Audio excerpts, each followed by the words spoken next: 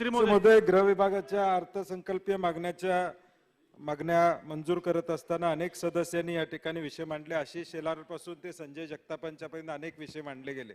सन्मान्य आशिष शेलारांनी बँक फ्रॉडच्या संदर्भात सीबीआयला केसेस देण्यासंदर्भातला या ठिकाणी प्रस्ताव त्याचे प्रलंबित असण्याची माहिती दिली. काही प्रस्तावाला मान्यता दिलेली आहे आणि सन्मान्य गृहमंत्र्यांनी सांगितल्याप्रमाणे राहिलेल्या प्रस्तावांना देखील आपण मान्यता देण्याची भूमिका या ठिकाणी घेतोय. अपेक्षा एवढीच आहे की अँटिलिया सारखं एनआयए कडे गेल्यानंतर त्याचं काहीच होऊ नये एवढी अपेक्षा आहे. सन्मान्य अतुल भातलकरांनी या ठिकाणी अनेक प्रश्न या ठिकाणी मांडलेले आहेत. ऍक्टिंग नाही सीसीटीव्ही पोलीस स्टेशन मध्ये बसवण्यासंदर्भात 2020 साली सुप्रीम कोर्टानं निर्णय दिला. महाराष्ट्र शासन हे देशातलं मला वाटतंय पहिल्या 5 मधलं राज्य असेल की ज्यांनी हे निर्णय या ठिकाणी घेतलेला आहे. परंतु सुप्रीम कोर्टानं हा निर्णय देत असताना अध्यक्ष महोदय सीबीआय, एनआयए आणि एनसीबी या ठिकाणी देखील हे सीसीटीव्ही बसवावेत या पद्धतीचा सुतोवाच या ठिकाणी केलेला आणि सुप्रीम कोर्टानं, कारण की अतुलजींनी हायकोर्ट काय म्हणलं हे वाचलं म्हणून मला सुप्रीम कोर्ट काय म्हणलं हे वाचून देणं गरजेचं आहे की it is setting an impression that the centre is dragging its feet in the matter. This concerns the right of citizens and we are not accepting the excuses. म्हणजे सुप्रीम कोर्टानं देखील सीबीआय आणि एनसीबी मध्ये ह्या सीसीटीव्हीची कार्यवाही का केली नाही हाही प्रश्न या ठिकाणी केलेला आहे. अनेक सदस्यांनी अशोक पवार साहेबांनी शिरूर डीवायएसपी ऑफिसचं काम या ठिकाणी सुरू आहे. डीपीडीसी मधून त्याला 60% निधी दिलेला आहे. उर्ली कांचनला 100 पोलिसांचा पदनिर्मिती करून नवीन पोलीस स्टेशन त्या ठिकाणी कार्यान्वित त्या ठिकाणी करण्यात आलेलं आहे. सन्मान्य अनेक सदस्यांनी या राज्यामध्ये अनेक मतदारसंघामधल्या पोलीस स्टेशनचं नूतनीकरण किंवा नव्यानं पोलीस स्टेशन करण्याची भूमिका या ठिकाणी मागणी केलेली आहे. त्याचाही आराखडा चांगल्या पद्धतीनं करण्याची भूमिका गृह खात्याची आहे. कारण की आझादी का अमृत महोत्सवाच्या माध्यमातून 75 नवीन पोलीस स्टेशन किंवा त्याचं नूतनीकरण करण्याची भूमिका राज्य शासनानं या ठिकाणी घेतलेली आहे. त्याचबरोबर सन्मान्य सदस्य रवींद्र वायकरजींनी फोर्स 1च्या बद्दल सांगितलेलं आहे. तिथं आदिवासी पाडा आहे आणि त्याचं आदिवासी विभागाच्या तर्फे सेन्सस करणं आणि त्यांचं त्यांना दुसरीकडे जागा देऊन त्या ठिकाणी पुनर्स्थापन करणं, पुनर्वसन करणं हे त्या ठिकाणी कार्य सुरू आहे. त्याच्या संदर्भात देखील योग्य ती कारवाई निश्चितपणे या ठिकाणी केली जाईल. डीजीपीच्या संदर्भात त्यांनी मगाशी सांगितलं की हायकोर्टामध्ये डीजीपीचे ऍक्टिंग डीजीपी मला वाटते पश्चिम बंगालमध्ये देखील मालविया नावाचे ऍक्टिंग डीजीपी नेमले गेलेले आहेत.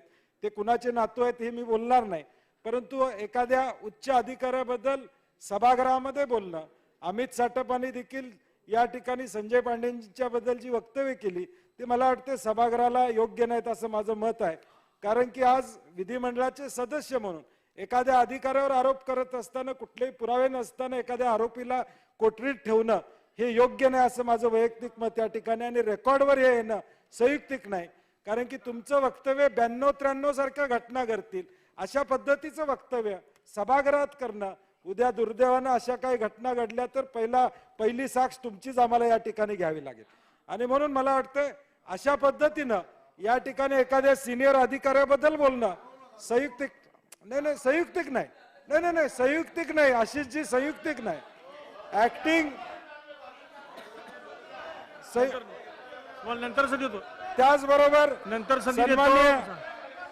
सन्मान्य विक्रम सावंतजी असतील, राहुल पाटीलजी असतील, या सगळ्यांनी वेगवेगळ्या माध्यमातून त्यांच्या मतदारसंघामध्ये पोलीस स्टेशनचे विषय असतील, घर बांधणीचे विषय असतील, घर बांधणीच्या संदर्भात देखील राज्य शासनानं येणाऱ्या भविष्यकाळात किमान 5-50 हजार घरं कशी उपलब्ध करून देता येईल पोलिसांना या दृष्टीनं देखील एक ऍक्शन प्लॅन या ठिकाणी तयार केलेला आहे. त्याची अंमलबजावणी करण्याची भूमिका निश्चितपणे येणाऱ्या भविष्यकाळात या ठिकाणी असणार आहे.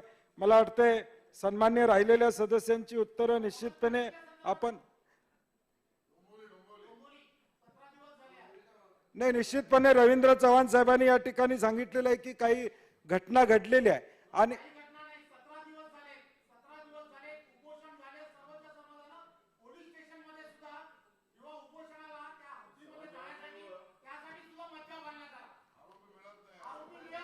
निश्चितपणे त्वरित त्वरित तिथं तपास करण्याच्या सूचना या ठिकाणी सन्मान्य सदस्यांच्या मागणीप्रमाणे या ठिकाणी देण्यात येतील.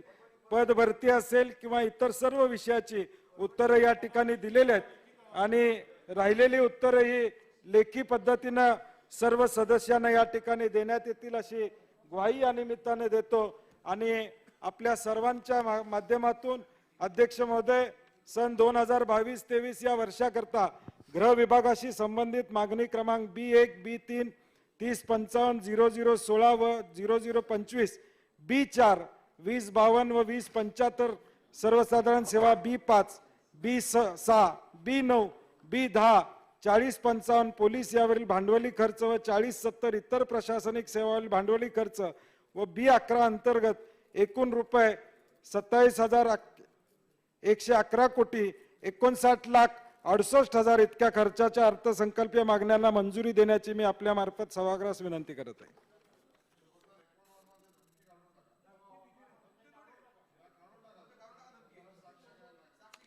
मंत्री महोदय, पुढचे मंत्री महोदय.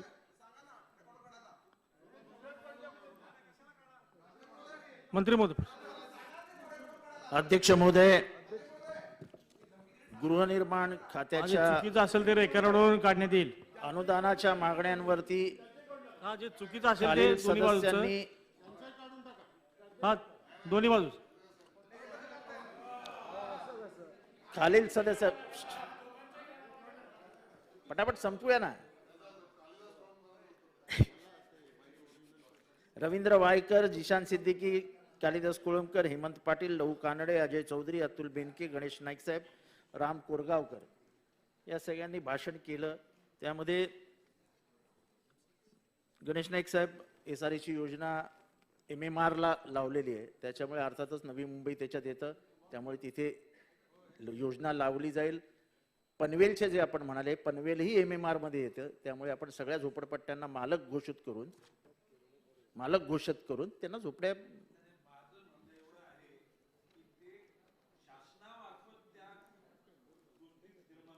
हो शासनामार्फतच होणार. नाही नाही नाही होणार. अमीन पटेल यांनी म्हाडाला जुन्या इमारतीसाठी 250 कोटी रुपये द्यावे अशी मागणी.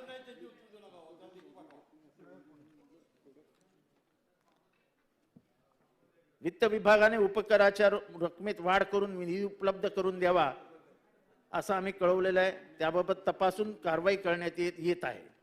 रवींद्र वायकर, DP रोडवरील झोपडपट्टी विकास SRA व BMCच्या माध्यमातून करण्याबाबत SRA मध्ये असलेल्या DP रोडवरील झोपड्यांचे पुनर्वसन SRA मार्फत करण्यात येते.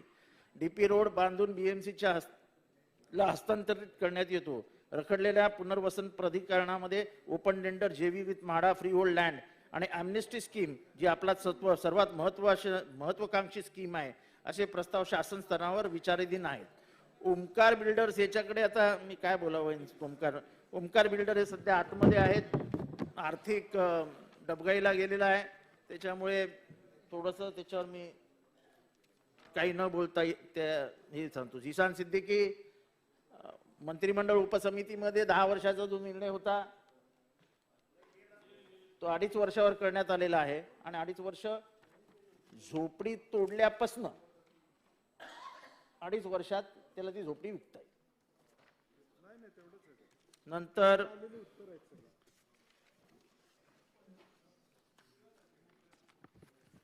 अजय चौधरी यांनी जे सांगितलेलं त्याच्यामध्ये एक महत्वाचं मला गोष्ट सांगायची आहे, ती म्हणजे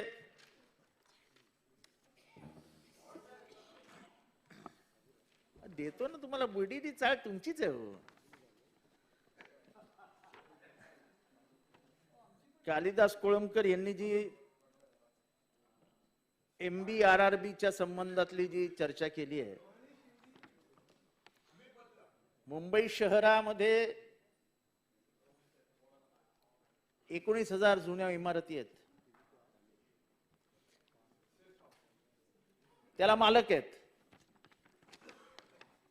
राहणाऱ्यांना विकास हवाय आणि मालकांना कसंही करून त्या बिल्डिंग पडलेल्या हव्यात, हा मानसिकता. नंतर त्याच्यावरती एक आमदार समिती नेमली गेली.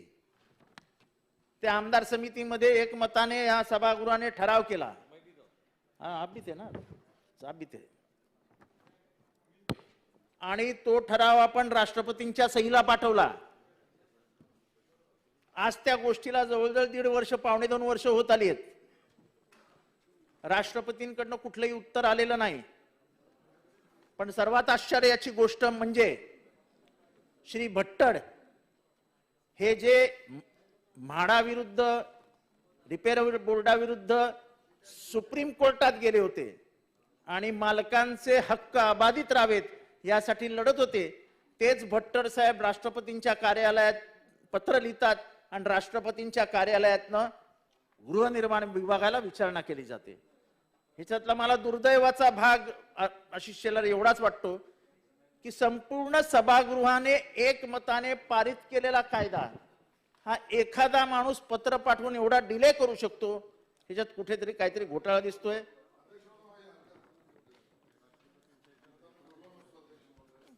सन्माननीय मंत्री महोदय, तुम्ही उत्तर देतात त्याच्यावर माझी एकच विनंती आणि हरकत अशी आहे, तुम्ही जी मांडणी केली त्यातनं अभिप्रेत मेसेज बाहेर असा जाईल की या सदनात राष्ट्रपतींनी जे केलंय त्याच्यावर शंका तुम्ही उपस्थित करता. त्या सदनामध्ये राष्ट्रपती पदावर बाकी तुमच्या विषयाला माझी हरकत नाही, फक्त तेवढा भाग काढावा. टाका. पण माझी विनंती पुढे आहे की आपण दिल्लीच्या वर्तुळामध्ये गृहमंत्र्यांच्या प्रचंड जवळ आहात, तेव्हा हा जरा कायदा आम्हाला करून दिला. मुंबईचा कायदा आहे, 19,000 बिल्डिंगींचा फायदा होणार आहे आणि पुनर्विकासाला गती येईल आणि त्यांचे आशीर्वाद हे आशिष शेलारजी आपल्याला लाभतील. तेव्हा आपण ह्याच्यात कृपया लक्ष घाला आणि एकदा जा तिढा मिटवा. नंतर हे तुमचं झालं उत्तर ना. याच्यात अभ्युदय नगर मधील तुम्ही जे म्हणताय लेआउट, असं आहे की मी लेआउटच्या बाजूनी का आहे तर 1960-50च्या दशकामध्ये आपण लेआउट केले तेव्हा storm water drain, sewerage, garden, playground हे सगळं त्या वसाहतीला पुरतील असं केलं. पार्किंग. आता जेव्हा नवीन निर्माण होईल तेव्हा जर आपण एक एक बिल्डिंग उभारत गेलो तर आपण एकाही रोडची विड्थ वाढवू शकत नाही, गटाराचा आकार वाढवू शकत नाही, सीवरेज वाढवू शकत नाही. म्हणजे आपण फक्त कॉन्क्रीटची जंगलं तयार करतो आणि त्याचा मंत्री म्हणून मला विरोध आहे. मी माननीय मुख्यमंत्र्यांशी बोललेलो आहे की 56 लेआउट यांना 1000 रुपये स्टॅम्प ड्युटी करा, जशी तुम्ही मुंबईला केलेली आहे. मुंबई महानगरपालिकेच्या कुठल्याही डेव्हलपमेंटला जशी 1000 रुपये स्टॅम्प ड्युटी लागते तशी या 56 लेआउटला करा. अजय चौधरीजी माझे शब्द लिहून ठेवा की ज्या दिवशी आपण हा निर्णय जाहीर करू त्याच्या 56 दिवसामध्ये 56 लेआउट कामाला लागतील. तेव्हा आता ही जबाबदारी मी तुमच्यावर, सुनील प्रभूंवर, सगळे जेवढे मुंबईचे आमदार आहेत त्यांनी कृपया मुख्यमंत्र्यांशी बोलून ह्याच्यावरती एकदा निर्णय दिला की मी कामाला लागेन. पण मी आजही सांगतो, SVP नगर असो, कुठलंही नगर असो, सिंगल बिल्डिंगला परमिशन ह्याच्या पुढे म्हाडा देणार नाही, कारण का भविष्यात जो धोका दिसतोय तो फार गंभीर आहे. अजून काय आपलं अभ्युदय नगर मधलं आरोग्य केंद्र, आपण माझ्याकडे या, आपण 15 मिनिटात याचा निर्णय घेऊन, निकाल देऊन एकदम मोकळे होऊन जाऊ. अजून काय पानवाला चाळ पुनर्विकास, तर ते क्या तुम्हारे में बैठ के खत्म कर देंगे. झालं, सगळ्यांचं झालं, काय राहिलं नाही. रवींद्र वायकर झालं, जिशान सिद्दीकी झालं. हे सगळं मांडल्यानंतर अध्यक्ष महोदय, आता मी आपल्या माध्यमातून सन 2022-2023च्या वर्षाकरता गृहनिर्माण विभागाची मागणी क्रमांक Q1 ते Q6 अंतर्गत प्रस्तावित कार्यक्रमांकरते रुपये 9176 करोड व अनिवार्य खर्चाकरता 163 करोड 68,61,000 असे एकूण 9339 करोड 68,61,000 इतक्या रकमेचा आंतरसंकल्पीय मागण्या सभागृहाने मान्य कराव्यात अशी विनंती करतो. मंत्री महोदय. हा बरं झालं, बरं. एक मिनिट सर, एक मिनिट. साहेब, हमी पत्र नाहीये ते. आमचे ॲग्रीमेंट्स जात आहेत प्रत्येकाच्या घरात आणि ते ॲग्रीमेंट्स आम्ही त्याला घर पर्यायी देणार, म्हणजे तो घर सोडण्याच्या आधी त्याचं ॲग्रीमेंट करणार, त्याला ॲग्रीमेंटमध्ये कबुली देणार की तुला इथे पर्यायी घर दिलं जाईल. जे 2200 पोलीस कर्मचारी आहेत ते आणि जे मूळ त्या चाळीत राहणारे कर्मचारी म्हणजे जे आपले रहिवासी आहेत ते, त्या सगळ्यांना ॲग्रीमेंट करून त्यांना ट्रान्झिट कॅम्पमध्ये नेणार आणि ज्या दिवशी ट्रान्झिट कॅम्प म्हणजे ज्या दिवशी या बिल्डिंग पूर्ण होईल, ज्यांना आम्ही ॲग्रीमेंट दिले आहेत त्या सगळ्यांना आणून या बिल्डिंगमध्ये बसवणार. तेव्हा त्याच्यात कुठलीही शंका नसावी. त्याला हमीपत्र म्हणत नाहीत, ते ॲग्रीमेंट आहे. ते ॲग्रीमेंट म्हणजे त्यांच्या आणि आमच्यामध्ये झालेले सही आहे. तसंच त्याबरोबर एक सायटेशन राहिले अध्यक्ष महोदय, मागणी क्रमांक B2 या खालीप्रमाणे 213,28,82,000 इतक्या रकमेची तरतूद मान्य करावी अशी मी सभागृहास मान्य करतो. राज्य उत्पादन शुल्क विभागाची हे होती. नगर विकास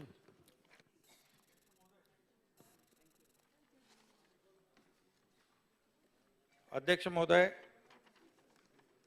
सन 2022-23च्या अर्थसंकल्पातील नगर विकास विभागाच्या मागण्यावरील चर्चेमध्ये अनेक सदस्यांनी या ठिकाणी आपले विचार मांडलेले आहेत.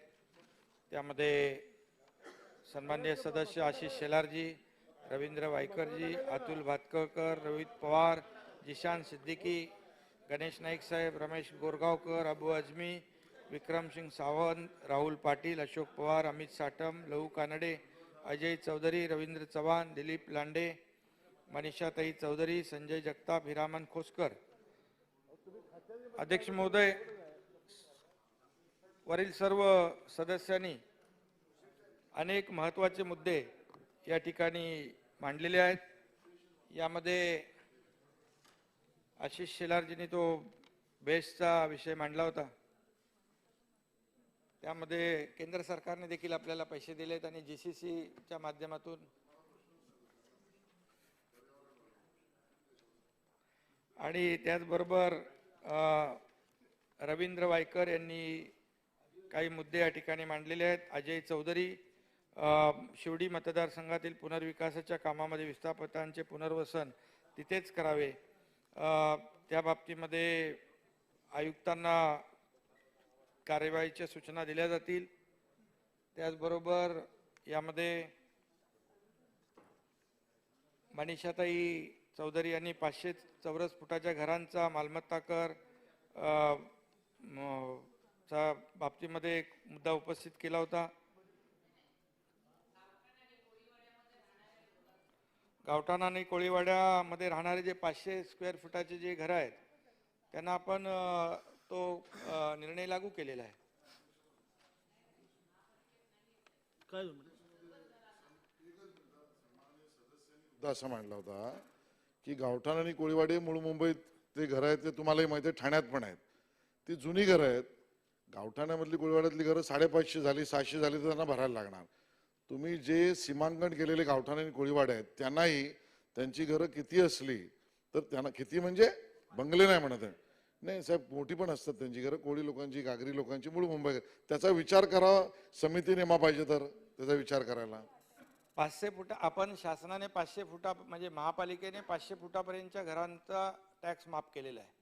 या बाबतीमध्ये आपल्याला नक्की त्या बाबतीमध्ये भूमिपुत्र आहेत, कोळीवाडे आहेत, या बाबतीमध्ये नक्की आपल्याला काय त्याच्यात आयुक्तांशी बोलून एक समिती गठीत करून काय निर्णय सकारात्मक घेता येतो त्या बाबतीमध्ये नक्की विचार केला जाईल.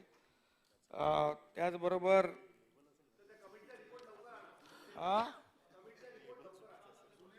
तुझीच कमिटी नेमतो थांब. राहुल पाटील यांनी अनेक मुद्दे, समांतर पाणी पुरवठा, त्याचबरोबर सिवरेजची सिस्टीम यामध्ये देखील नगर विकास विभागाकडून मागणी केलेली आहे. त्याचबरोबर परभणी शहरामध्ये महापालिकेमध्ये जे कंत्राटी कर्मचारी आहेत त्यांना देखील गेल्या अनेक वर्षापासून ते काम करतायत, या बाबतीत मुद्दा उपस्थित केलेला आहे. या बाबतीत देखील सकारात्मक निर्णय घेतला जाईल. नाट्यगृहाच्या कामाचं काम जे आहे पूर्ण करण्याच्या संदर्भात देखील मुद्दा उपस्थित केलेला आहे. त्याला देखील निधी कमी पडणार नाही अशा प्रकारची व्यवस्था केली जाईल. त्याचबरोबर अतुल भातखळकर यांनी देखील काही मुद्दे उपस्थित केलेले आहेत. ठीक आहे, त्यांना उत्तर पाठवू आपण. आणि आज हा? नाही, त्यांच्या सगळ्या सूचनांचा इथे नोंद घेतलेली आहे. नाही, सूचनांची नोंद घेतली आहे आणि त्याप्रमाणे पुढील कार्यवाही केली जाईल. कालिदास कोळंबकर यांनी मुद्दा उपस्थित केला, जे गिरण्या चाळीचा जो पुनर्विकास आहे त्या बाबतीमध्ये ज्या काही अडचणी आहेत त्या देखील नक्की, कारण ते आपले शेवटी जुने आपले नाही का गिरणी कामगार मुंबईकर आहेत आणि त्यासाठी देखील आपण त्याच्यातल्या ज्या काही अडचणी आहेत, अडथळे आहेत ते दूर करू. या बाबतीमध्ये त्यांना देखील न्याय देण्याचं काम करू. मालकी हक्काची घरं आपण जे सफाई कामगारांच्या संदर्भात मुद्दा उपस्थित केला, आपल्याकडे 29,000 कर्मचारी आहेत आणि आपण आता जे सर्व्हिस क्वार्टर आहेत त्याचं आता काम आपण टप्प्याटप्प्याने सुरू केले. म्हणजे आता 29,000 कर्मचारी आहेत आणि आपल्याला 5,500 घरं आहेत, तर आता 12,000 कर्मचाऱ्यांच्या घरांचा एक टप्पा आपण सुरू केलेला आहे. त्याचे काम वर्क ऑर्डर दिलेले आहेत. टप्प्याटप्प्याने आपण पुढे जाऊ शकतो यामध्ये. आणि त्यांना नाही, यामध्ये एकच आपल्याला सांगतो कोळंबकर साहेब, पहिलं तर जे सर्व्हिस क्वार्टर आहेत ते तर आपल्याला कारण पूर्ण केले पाहिजे, कारण शेवटी एक जो कर्मचारी आहे त्याचा नंतर नातेवाईक कामाला लागतो. पत्नी असेल, मुलगा असेल, भाऊ असेल, पुतण्या असेल, म्हणजे ज्याच्याकडे कोणी वारस नसेल तो जो सांगेल बाबा हा माझी जबाबदारी घेतोय, त्याला देखील नोकरीचं त्यामध्ये तरतूद आहे. त्यामुळे त्याला तो घरापासून वंचित राहणार नाही. परंतु पहिला आपल्याला सर्व्हिस क्वार्टरचा निर्णय आपण घेतला, त्यापैकी 12,000 घरं आपण या टप्प्यामध्ये पहिल्या बांधतोय. त्यामध्ये नाईक साहेबांनी देखील या काही मुद्दे या ठिकाणी उपस्थित केलेले आहेत. त्यामध्ये सिडकोमध्ये जे काही स्मशानभूमीचा विषय असेल तिथे तो कोणी चुकीच्या पद्धतीने मूळ गावठाणचा जो विषय आहे, मी त्या ठिकाणी असं म्हटलेलं की अपात्र असलेल्या कॉन्ट्रॅक्टरला स्मशानभूमीचं काम दिलेलं आहे. माननीय आयुक्ताकडे तक्रार केल्या आहेत. सिटी इंजिनियरनी परस्पर या गोष्टी केलेल्या आहेत. त्याची चौकशी करून तो कॉन्ट्रॅक्ट रद्द केला पाहिजे. चौकशी केली जाईल. ओके. आणि तो अपात्र असेल त्याचं काम कसं देऊ शकतो आपण? देऊ, त्याचं कॉन्ट्रॅक्ट रद्द होईल. हा, चौकशी केली जाईल. त्याचबरोबर मगाशी आपण नवी मुंबई प्रकल्प तेच बोलतो.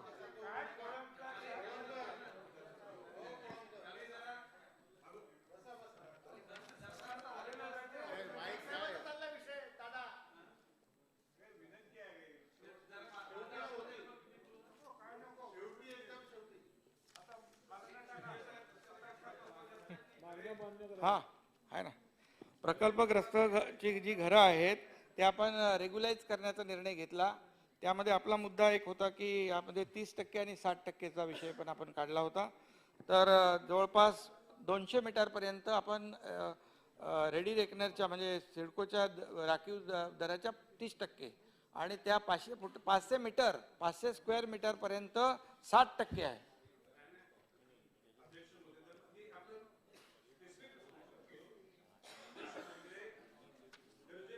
आपली पिढी वाढली म्हणून लोकांनी घरं बांधली. बरोबर. ज्याचं घर 200 मीटर 250 मीटर होतं त्याने तिथं बांधलं, ज्याचं 500 मीटर तिथं बांधलं. आता ज्या वेळेला आपण सगळ्यांचं पुनर्वसन, सगळ्यांना न्याय देण्याच्या भूमिका घेतो, त्याला आपल्या रिझर्व्ह प्राईसच्या 30% 60% दोन फरक करणं उचित होणार नाही. दर सगळ्यांना एकच लावावा लागेल.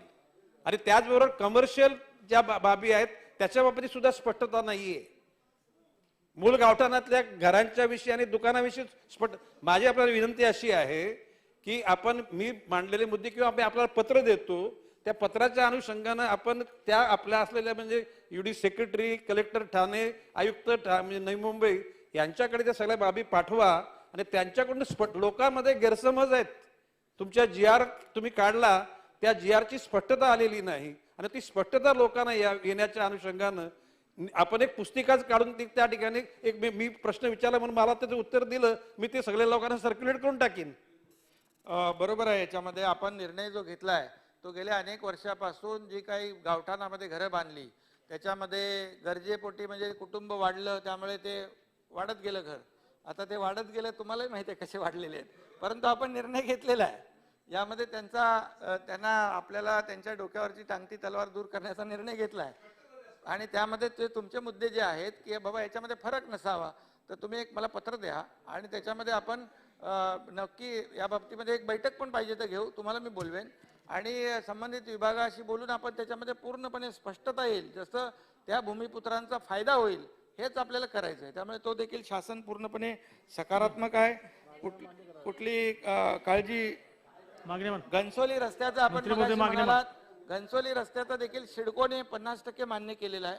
सिडकोने पैसे द्यायचे ते देतात ते लोक.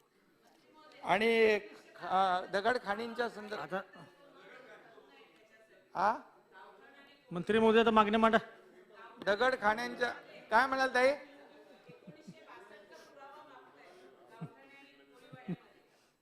तर जसं स्लम मध्ये ज्याप्रमाणे स्लम मध्ये 2000चा पुरावा ग्राह्य धरतात, आता पिढी वाढली, समजा मुलगा नातू असं झालं तर तिकडे घरं बांधतात, पण महापालिका गावठण आणि कोळीवाड्यामध्ये 1962चा पुरावा मागतो. इव्हन पाण्याचं कनेक्शन घ्यायचं असेल त्यांना तरी 1962चा पुरावा मागतात. तर ते न करता जसं स्लम मध्ये त्यांना 2000चा पुरावा ग्राह्य धरतात त्याच धर्तीवर त्यांनी तो मान्य करावा.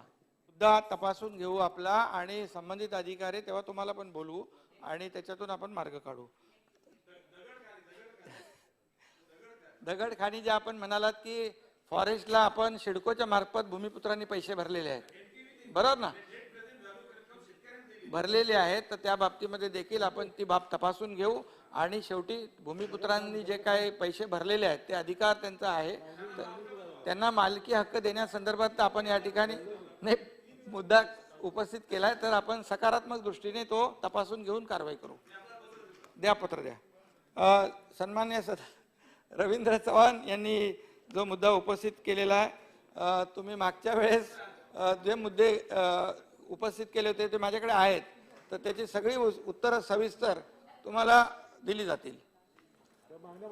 आणि मला वाटतं मागण्या मंजूर करायच्या ना, मग करतो ना. सगळ्यांचे मुद्दे जे आहेत आपण सविस्तरपणे त्याची नोंद घेतलेली आहे. सगळ्यांचं इथे मी चर्चा. जिशान सिद्दीकी आपका नाम लिया मैंने? अरे बाबा पहले ही लिया ना, लिया था, लिया. आपका जितना भी मुद्दा है मैंने नोट किया है. ये देखो इधर है. बसा बसा. हा जिशान सिद्दीकी हे प्रश्न उत्तर नाही आहेत, पण हे बघा तुमचे मुद्दे मी घेतले. तुम्ही मेट्रोचा मुद्दा केलाय, म्हणजे दिल्लीच्या तुलनेमध्ये मुंबईची जो आपण मेट्रो आहे, बराबर है ना, वो सब लिया है मैंने, पूरा लिया है, चिंता मत करो, सब है. दिलीप लांडेंचा मुद्दा, अरे MMRDA ला सांगितलं मी आणि स्वतः पर्यावरण मंत्र्यांनी देखील सांगितलेलं आहे, ते जे तुम्हाला घरं मिळतील आणि जे घर दुरुस्तीचे पैसे आहेत ते देखील MMRDAच्या आयुक्तांना द्यायला सांगितलेलं आहे. हा द्यायला सांगितलेलं आहे. आणि ज्यांचे हा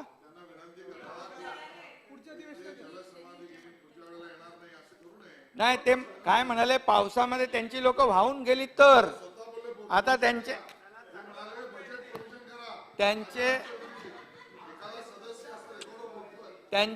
त्यांना शेलार साहेब ती वेळ त्यांच्यावर येणार नाही. नगर विकास मंत्री सक्षम आहे, त्यामुळे त्यांची मागणी मान्य होईल. आणि म्हणून ज्या आता नका प्रश्नोत्तर सुरू करू नका. नाईक मंत्री साहेब महोदय आता याच्यामध्ये एकच सांगतो, सिडको कधी झाली, स्थापना कधी झाली, नियम कधी लागले, तुम्ही पण मंत्री होतात, त्यामुळे हे आता आपण केलेलं नाही. म्हणजे जे नियम तुम्ही म्हणता लीजचा विषय, कारण लीज फ्री होल्ड होत नाही परंतु तो मालकच असतो. हे नियम आता लागलेत का? हे नियम पूर्वीपासून सिडकोची स्थापना झाल्यापासून. मंत्री महोदय आता प्रश्नोत्तर नाही, मागणी मांड.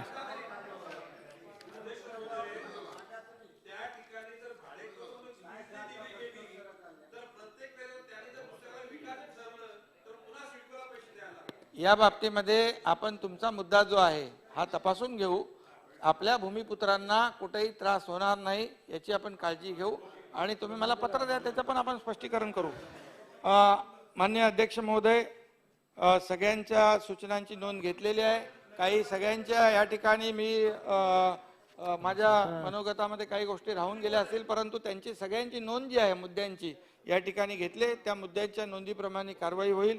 आणि म्हणून अध्यक्ष महोदय, मी आपल्या अनुमतीने नगर विकास विभागाकरता सन 2022-2023 या वित्तीय वर्षासाठी मागणी क्रमांक F1 ते मागणी क्रमांक F5 व मागणी क्रमांक F7 ते मागणी क्रमांक F8 मध्ये कार्यक्रमावरील आणि अनिवार्य खर्चासाठी मागणी केल्याप्रमाणे एकूण रुपये 44,306 कोटी 16,86,000 इतक्या रकमेच्या मागण्या सभागृहाच्या मान्यतेसाठी सादर करीत आहे. आणि मी आपल्या मार्फत सदर मागण्यांना मंजुरी देण्याची विनंती सभागृहात करतो. पर्यावरण मंत्री. अध्यक्ष महोदय, आज अनुदान मागण्यांच्या चर्चा व मतदानावर अनेक सदस्यांनी इथे पर्यावरणाबद्दल वेगळे वेगळे विषय मांडले. खरं तर मला आनंद झाला की आज ह्या चर्चेमध्ये एवढा विषय आणि एवढा वेळ आपण पर्यावरणावर देखील बोललो. ॲडव्होकेट आशिष शेलार असतील, श्री रवींद्र वायकरजी असतील, अतुल भाटकरजी असतील, माने साहेब असतील, विक्रम सावंत असतील, राहुल पाटीलजी असतील, अबू आझमी साहेब असतील, दिलीप बनकर साहेब असतील, या सर्वांनीच आज वेगळ्या वेगळ्या विषयांवर त्यांच्या जे काही मागण्या होत्या ते आणि म्हणणं होतं ते आपल्या समोर मांडलं. अर्थात त्याच्यात वेगळे वेगळे विषय होते. त्याच्यातून प्रामुख्याने 2-3 विषय जे माझ्या समोर आले त्याच्यातून पहिले 2-4 छोट्या विषयांवर हात घालून मग जे 2-3 महत्त्वाचे विषय समोर आले त्याच्यावर देखील बोलणार आहे. राहुल पाटील साहेबांनी कार्बन क्रेडिट आणि सोलार बँक, सोलार पॉवरवर इथे आपलं महत्त्वाचं एक मत मांडलं. ते खूप महत्त्वाचं आहे आपल्या देशासाठी, आपल्या राज्यासाठी, आपल्या ग्रीन इकॉनॉमीसाठी, आणि त्याच्यावर देखील आम्ही सकारात्मक विचार करत आहोत. पुढे जात असताना एक महत्त्वाचा विषय, सर्वात महत्त्वाचा विषय जो आज मला वाटतं आमचे मित्र ॲडव्होकेट आशिष शेलार साहेबांनी मांडला, त्याच्यात 2 विषय त्यांनी मांडलेले आहेत. दोन्ही महत्त्वाचे आहेत, मुंबईसाठी आहेत, देशासाठी आहेत. पहिला विषय आहे तो माहुलचा विषय. माहुलचा विषय साधारण 2016-2017 पासून या मुंबईत आपण बघतोय की थोडं आंदोलन सुरू होतं. त्या आंदोलनात देखील मी देखील होतो. तत्कालीन मुख्यमंत्री महोदयांना विनंती केलेली की आपण देखील तिथे या परिस्थिती बघा. तेव्हा जेवढं झालं नाही तेव्हा मला वाटतं नंतर थोडं आम्ही घेण्याचा प्रयत्न केला. असो ते होत असताना पॅरललीच एक केस ही NGT मध्ये चालायला लागली आणि ते NGTच्या ऑर्डर्स प्रमाणे जे आज इथे त्यांनी नमूद केलं, जे फाईन होती, पेनल्टी होती, NGTनी एक जस्टिस कानडे यांच्या अध्यक्षतेखाली एक समिती बनवली आणि त्यांना डिरेक्ट केलेलं आहे की ती जी काही फाईन आहे, पेनल्टी आहे, ती त्यांनी पुढे न्यावी घ्यावी आणि जे काही त्यांना नॉर्म्स दिलेले आहेत त्याच्यात बसण्यासाठी ती समिती एक झाली. त्याच्यात आमचं डायरेक्टली तेवढं नाहीये जेवढं आमचं एक सदस्य असेल तेवढं. असो, पण ते होत असताना देखील आमचा नक्की रोल काय पर्यावरण खात्याचा, तर तो हा आहे. तिथे जे महत्त्वाचे विषय होते, एक ज्या काही आपण त्यांच्याबरोबर बसून महत्त्वाच्या 2-4 कंपन्या तिथे HPCL आहे जी केंद्र सरकारची आहे, BPCL आहे जी केंद्र सरकारची आहे, त्याच्यानंतर एजिस म्हणून एक कंपनी आणि सीलॉड म्हणून कंपनी आणि अनेक छोट्या कंपन्या आहेत. या कंपन्या आपण बघत असू, चेंबूर असेल, माहुल असेल, ह्या पूर्ण परिसरामध्ये प्रदूषण करत असतात. हे आढळून आल्यानंतर तत्कालीन पर्यावरण मंत्री महोदयांबरोबर मी चर्चा करून आपण काही निरी आणि काही एअर क्वालिटी मॉनिटरिंग वगैरे हे सगळे तिथे बसवल्यानंतर हे आपल्याला आढळून आलं की तिकडचे जे काही पोल्युटंट्स आहेत जे प्रदूषण करत असतात ते तिकडे नाही तर काही एअर क्वालिटीमध्ये आपल्याला कुलाबा असेल, दक्षिण मुंबई असेल, कारण वारे जसे वाहतात तसे ते प्रदूषण वाहतं आणि तिथे आपल्याला ते आढळून येतात. तरी देखील त्या 4ही कंपन्यांबरोबर बसून 2019 मध्ये 2020 मध्ये आम्ही महत्त्वाची काही पावलं टाकलेली, ते आज मी इथे आपल्या समोर मांडू इच्छितो. पहिलं पाऊल म्हणजे नायट्रोजन ब्लँकेटिंग. हे फार महत्त्वाचं होतं. जेव्हा टँकर्सचं रिफिलिंग आणि फिलिंग होतं तेव्हा नायट्रोजन ब्लँकेटिंग महत्त्वाचं असतं. ब्लँकेटिंग ते आपण करून घेतलेलं आहे. दुसरं म्हणजे बॉटम फिलिंग. जास्तीत जास्त टँकर जे असतात ते वरपासून असतात, वरतून फिलिंग असतं आणि हे व्हॉलेटाईल लिक्विड असल्यामुळे, हानिकारक केमिकल्स असल्यामुळे आपल्याला वरतून जेव्हा आपण ते केमिकल्स पाडतो त्या टँकरमध्ये तेव्हा परत एकदा बाउन्स बॅक होतात आणि त्याच्यातून जे काही केमिकल्स असतात किंवा जे हवामानात येतं ते प्रदूषण तिथून येतं. मग आपण त्यांना बॉटम फिलिंग कंपल्सरी केलेलं आहे. कदाचित देशात एकमेव ठिकाण असेल जिथे खालतून आपण टँकर्स भरतो, वरतून नाही भरत, आणि सगळ्यांना आपण ते कंपल्सरी केल्यानंतर त्यांनी आता सगळ्यांनी त्या 4ही कंपन्यांनी ते करून घेतले, मान्य देखील केले आणि त्याच्यावर कारवाई झालेली. तिसरी गोष्ट म्हणजे व्हॉलेटाईल लिक्विड असल्यामुळे जर थोडंफार ते लिक्विड उडलं तर त्याच्यातले फ्युम्स हे वरतून बाहेर यायचे आणि म्हणून जे काही टँकर्स असतात त्यांच्यासाठी आपण फ्लोटिंग कॅप्स ह्या बसवलेल्या आहेत. जे काही स्टोरेज आहे त्याच्यात देखील फ्लोटिंग कॅप्स बसवलेले आहे, म्हणजे कुठेही त्या लिक्विडला धक्का लागला तर फ्युम्स त्याच्यातून बाहेर येणार नाहीत आणि प्रदूषण ज्या मात्रात आधी व्हायचं ते होणार नाही. चौथी गोष्ट अर्थात तिथे LAC, बेन्झीन हे अमुक असे वेगळे वेगळे केमिकल्स होते ज्यांना काही काही ना आपण डिरेक्टिव्ह दिलेले MPCBच्या मार्फत की तुम्ही एक तर तिथून दुसऱ्या बाजूला न्या, आणि काही काही जे आपल्याला अजून पुढे आढळून आले की हे हवामान प्रदूषित होतंय, पाणी प्रदूषित होतंय, त्यांना तिथून आपण बाहेर नेण्यासाठी डिरेक्टिव्ह दिलेले आहेत आणि ते तसं झालेलं आहे. पुढच्या 2 गोष्टी ह्या प्रॅक्टिकल गोष्टी होत्या. रस्ते जे आपण आधी ईस्टर्न फ्रीवेची त्यांना परवानगी द्यायचो नाही त्या टँकर्सना, ते आता टँकर्सना आपण परवानगी दिलेली आहे. रात्रीच्या वेळेत त्या फ्रीवेवरनं टँकर जातात, खड्ड्यांमध्ये नाही जात, फ्रीवे चांगलं झाले असल्यामुळे, आणि ते लिक्विड तेवढं जेवढं आधी उडायचं तेवढं उडत नाही, फ्युम्स पण तेवढे बाहेर येत नाहीत. आणि शेवटची गोष्ट म्हणजे त्यांना एक पार्किंगची जागा पाहिजे होती, कारण जिथे जिथे ते पार्क असतात तिथून ते साहजिक ते फ्युम्स बाहेर येत असतात.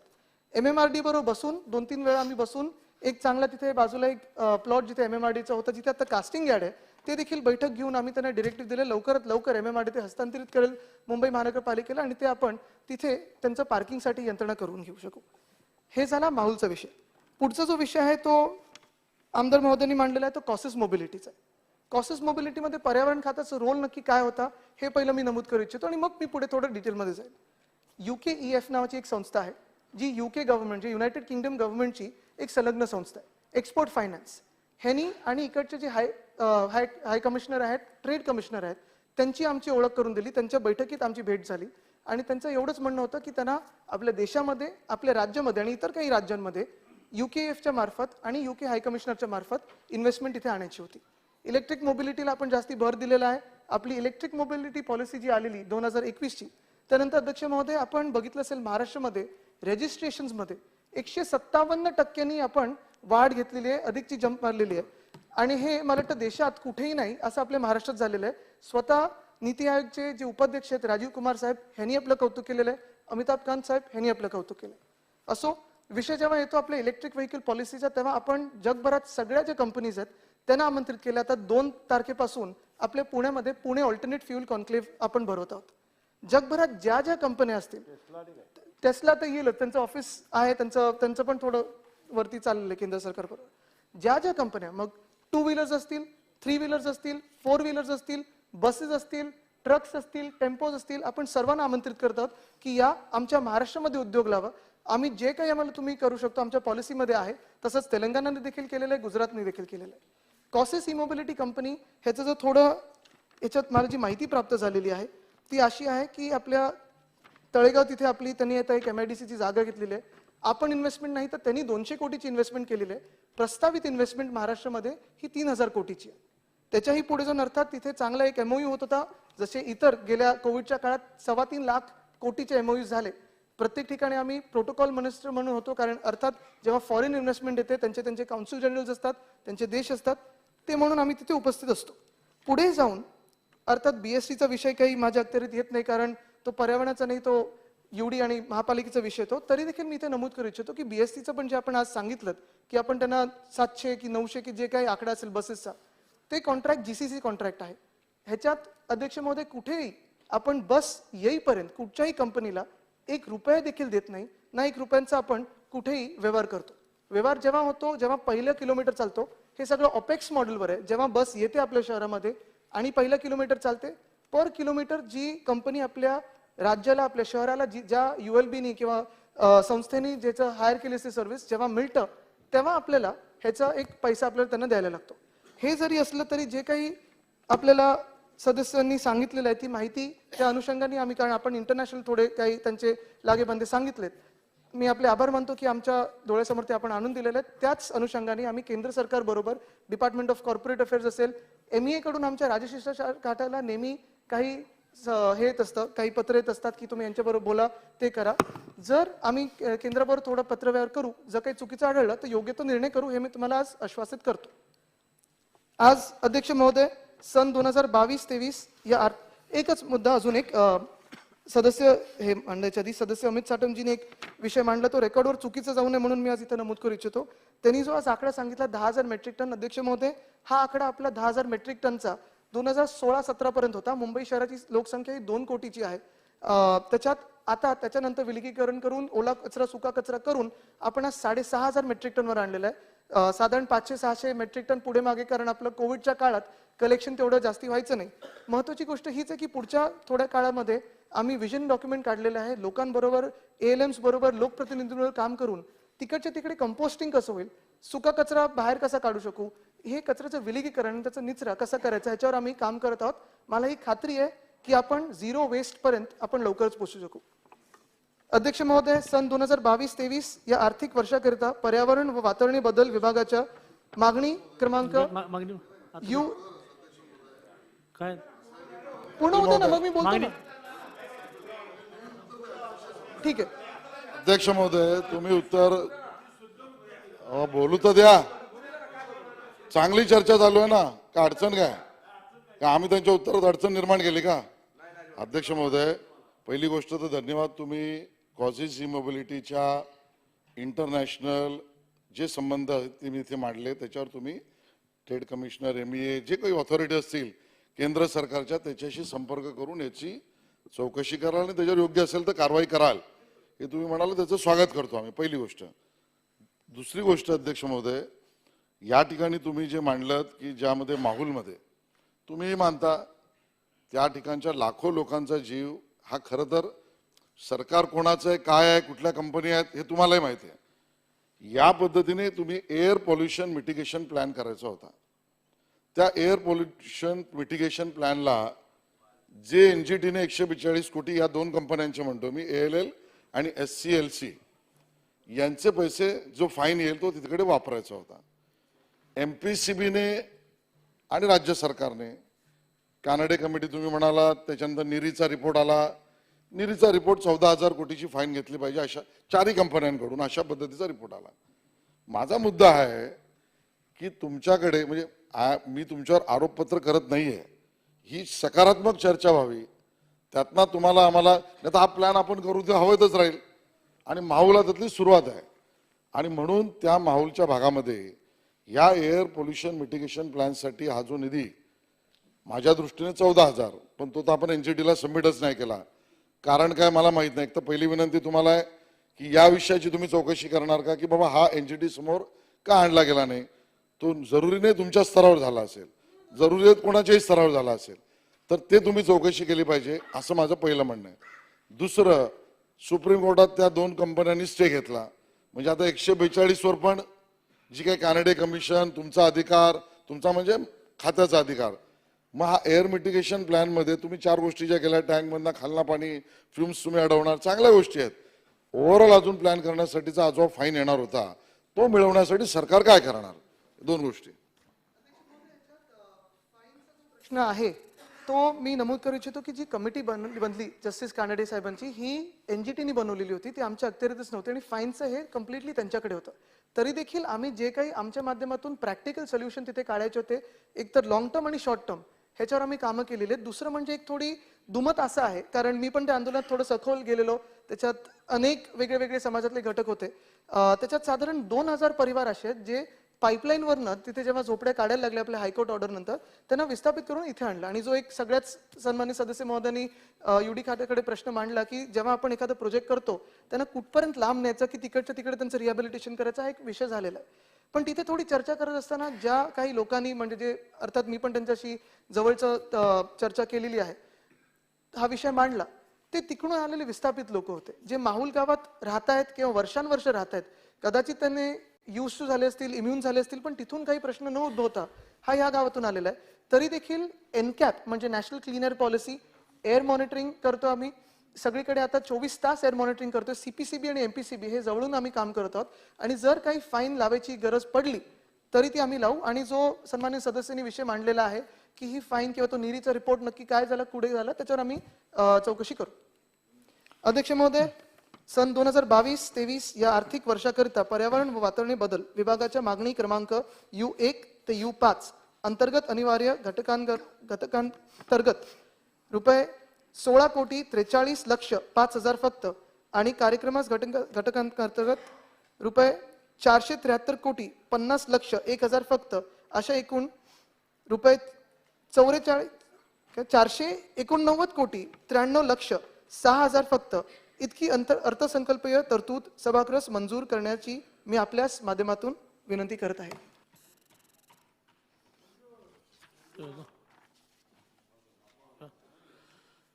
आता मी 1 गृह विभाग, 2 नगर विकास विभाग, 3 गृहनिर्माण विभाग, 4 पर्यावरण व वातावरणीय बदल विभाग या विभागांच्या मागण्या चर्चेला येतील.